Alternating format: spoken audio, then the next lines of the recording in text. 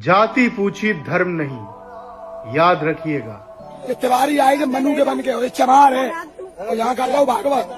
जब याद रहे वो चाहिए कि ब्राह्मणन के गांव में आके तुमने मतलब जो करो वो जो तुम्हारी बाकी सजा है।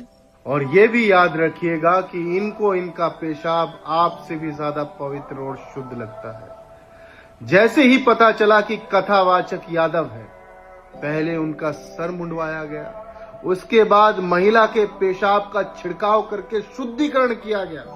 उसके बाद वहां पर जितने महिला पुरुष खड़े थे उनके कदमों में नाक रगड़वाई गई।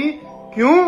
क्योंकि कथावाचक यादव निकला और कथा पर, यज्ञ पर, हवन पर, पूजा पाठ पर 100% आरक्षण है इन मनुवादियों का। ये किसी का हस्तक्षेप बर्दाश्त नहीं कर सकते। बाकी अन्य दलित पिछड़ी जातियों के आरक्षण में इनके भीतर आग जलती है, क्योंकि इनको लगता है कि इनका हक मान लिया आरक्षण के रूप में।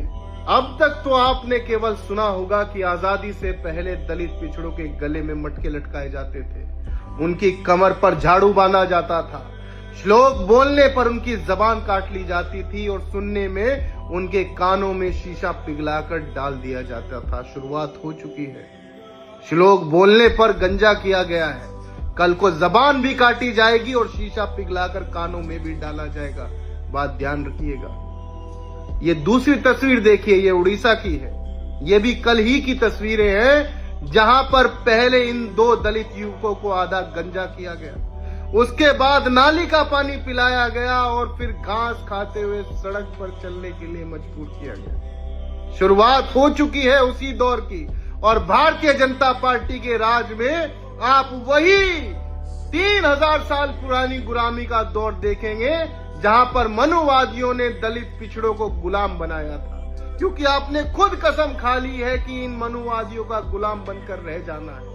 कुछ लोगों को बड़ी खुजली रहती है, हिंदू राष्ट्र बनाएंगे, हिंदू राष्ट्र बनाएंगे। अभी तो बना भी नहीं है, अभी से ये हालात है। किसी दिन इन मनुवादियों ने हिंदू राष्ट्र बना भी दिया तो अपनी स्थिति का अंदाजा लगा लीजिएगा कि कहां और किस स्थिति में आपको रखा जाएगा, क्या काम आपको सौंपे जाएंगे, क्या अधिकार आपको मिलेंगे और क्या जानवरों से बदतर जिंदगी आप दोबारा जीने के लिए मजबूर किए जाओगे।